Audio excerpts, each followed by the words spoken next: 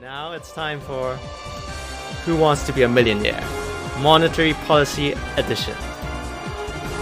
So, let's play and see how much you know.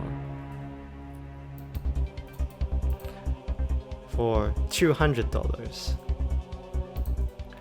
Which one of the following is an example of an expansionary monetary policy? An increase in A. Interest rates, B. The exchange rate, C. The money supply, or D. Government expenditure. So I shall give you a few seconds to figure that out while I look out of my window, staring into the distance, pondering about the meaning of life.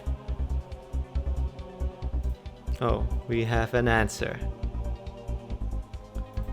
I shall give you 5 more seconds. 5, 4, 3, 2, 1. Okay, is it A, interest rates?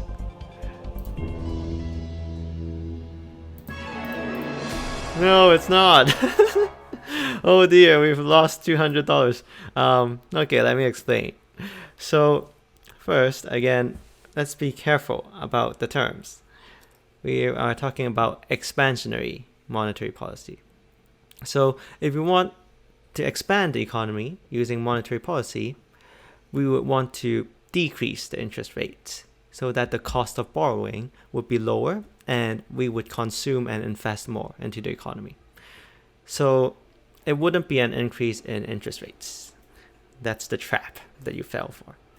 So it wouldn't be an increase in the exchange rate either, because when we increase the interest rates, the exchange rate would increase, if we remember. So therefore, it won't be an increase in the exchange rate because it would show that it's an increase in the interest rate, which is like the same as A. It won't be D, government expenditure, because that would be a fiscal policy instead of a monetary policy. And therefore, it's going to be C, the money supply. So if we increase the money supply, then credit or money is more available in the economy. It's easier to borrow money. And again, if it's easier to borrow money, you would borrow more. And therefore, you'll be able to spend more money. Oh, thanks for following. Marimar and also Arctic Angus, a lovely name. Okay, let's try the next question. For $2,000, you still have 3 lifelines left. Which one of the following indicates a contractionary monetary policy? A. A fall in the budget deficit. B. A rise in the money supply. C. Appreciation of the exchange rate, or D, an increase in the national debt. $2,000. It's not little. What would you buy with $2,000? I shall give you 10 more seconds.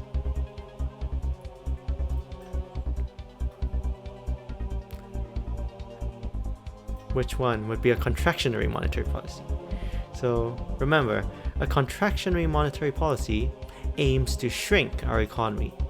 It hopes to decrease the size of it.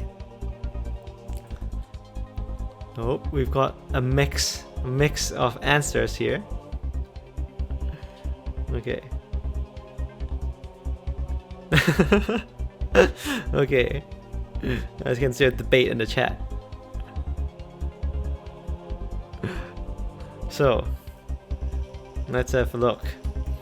I usually take the first answer. So, B, is that your final answer?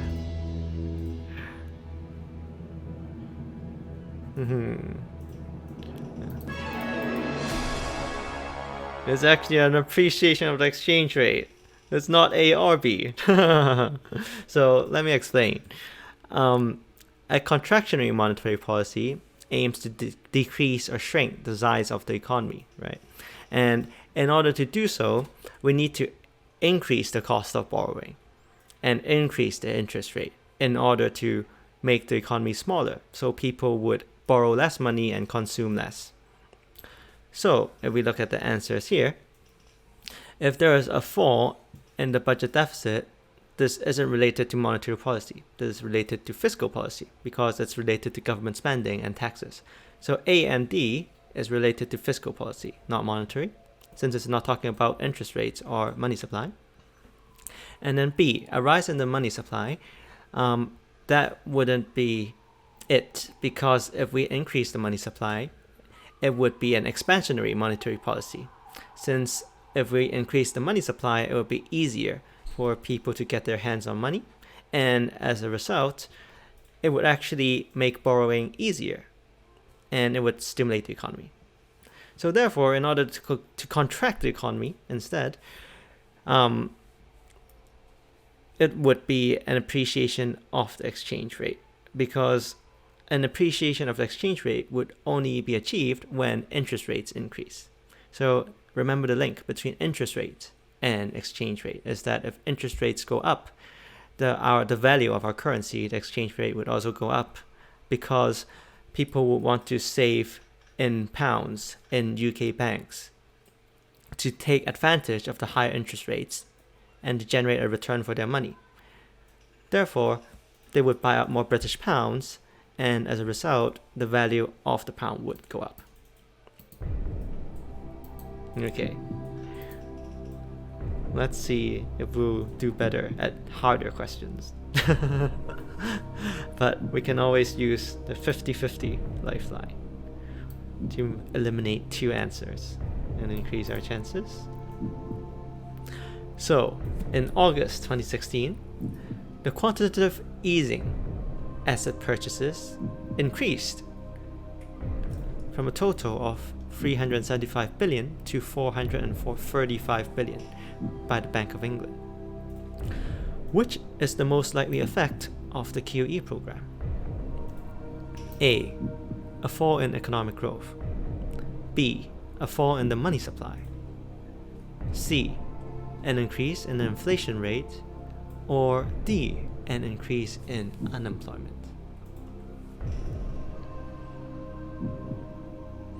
Can you feel the adrenaline pumping through your veins? We're talking about billions of dollars here.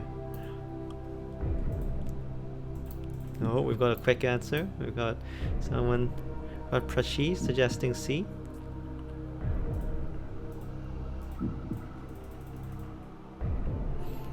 Okay, so best to recall what quantitative easing is. So quantitative easing, we are actually printing money, yeah? Okay, I can see there's a consensus now. The majority of you say is C, an increase in the inflation rate. Let's see, is C the correct answer?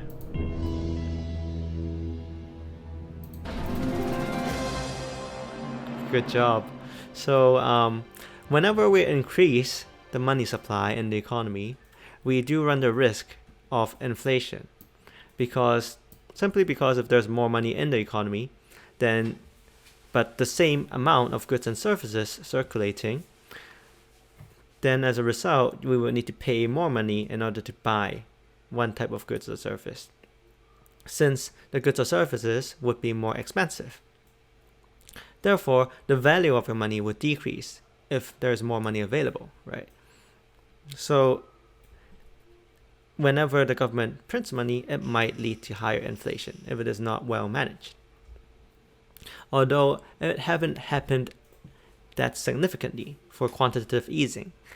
That is because actually even when the government has printed money and buy stuff from the banks, which made the banks richer, the banks did not actually lend that much money to households and businesses during the recession. So that's why we haven't seen massive amounts of quantitative easing inflation.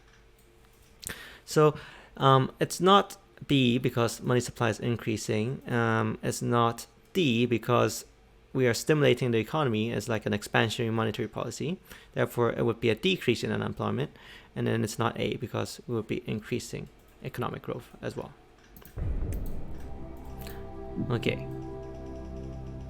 For $64,000.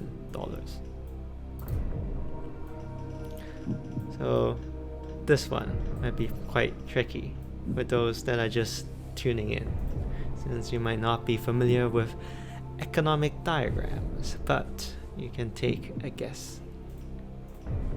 So, which of the following policies have moved the economy to equilibrium point E2? So you can see what happened in the diagram is that the level of demand in the economy has increased, and also the overall productive capacity and production of the economy has also increased through the increase of the long-run aggregate supply curve. So, which combination of the two policies below have led to an increase in both the overall level of demand in the economy and also the level of productive capacity? Is it A, an increase in interest rates or increase in VAT, or B, or C, or D? My throat is getting sore, so I'm not going to mention each and every option.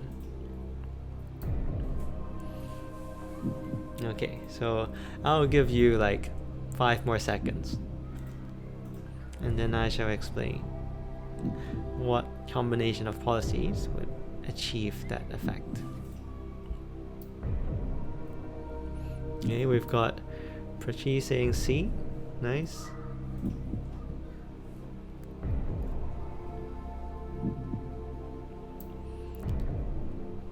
Okay, so 5, 4, 3, 2, 1. C. Is that your final answer? It's B.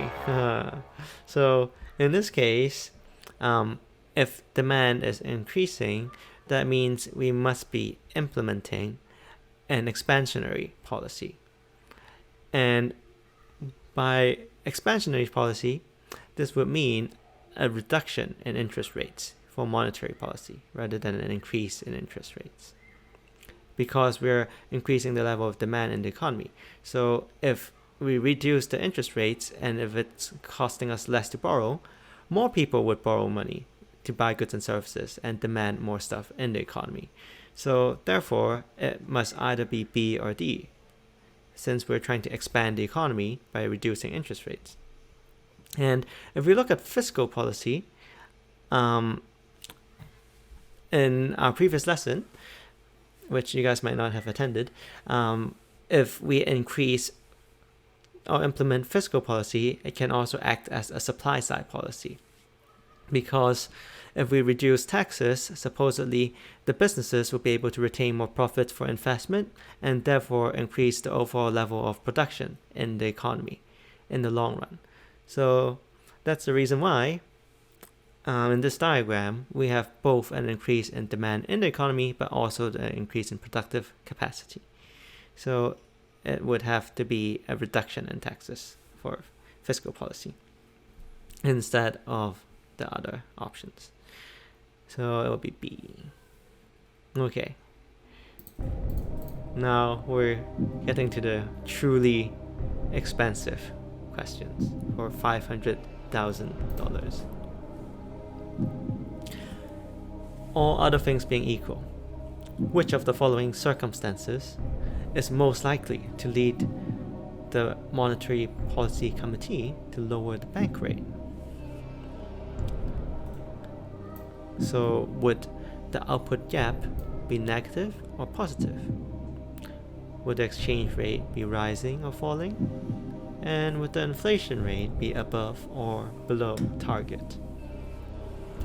If you are Ben Bernanke, ex-chairman of the Fed in the US, you have the power to control the level of interest rates in the economy. When would you want to decrease it? Oh, we've got a quick response from Arctic.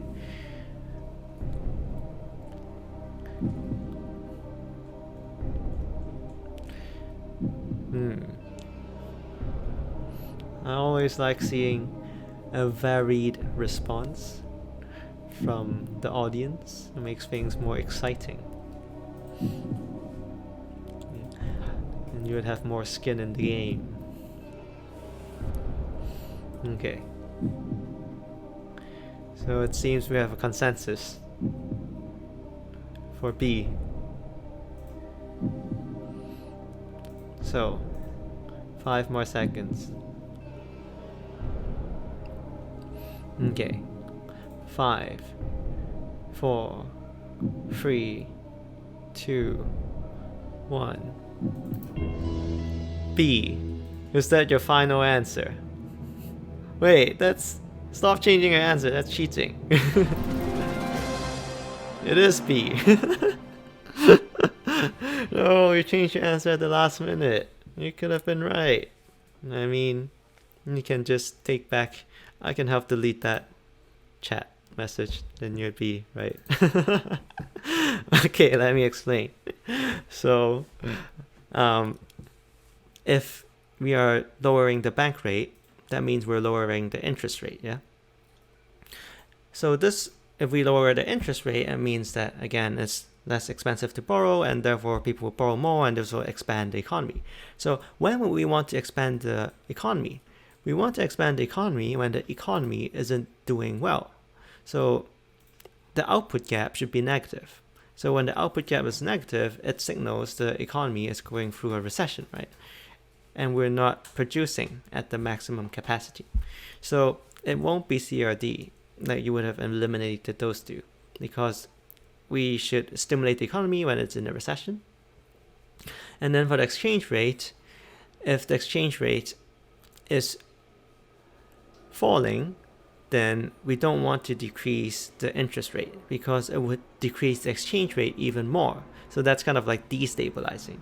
But instead, if the exchange rate is rising already, we want to decrease the interest rate so that it would help to control the rising exchange rate. So people would kind of like sell their pounds and save money in other countries if the interest rate on pounds savings is decreasing. And then finally, for the inflation rate, again, we want the inflation rate to be below target, and then we stimulate the economy. Otherwise, if it is above the target or inflation is already high and we stimulate it, then inflation might spiral out of control. So that's why we want inflation rate to be low when we decrease the interest rate or the bank rate. Okay, cool. Oh, you don't need to apologize. Don't worry about it. Finally, for $1 million. Or $0. To decrease inflation back to its target rate, the central bank announces a change in interest rates. This is most likely to A. Make business loans more affordable, B. Increase bond prices, C. Increase the exchange rate, or D. Reduce cost of servicing the government debt. So supposedly, this is a hard question, which is why I've put it in the end.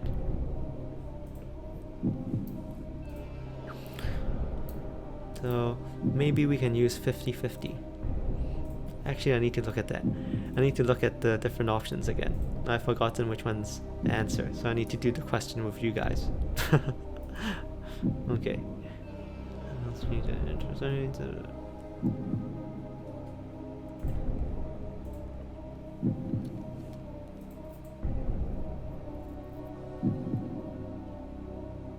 Yeah, I got it. Nice. So, CAA. It seems we have a consensus. So A, is that the correct answer?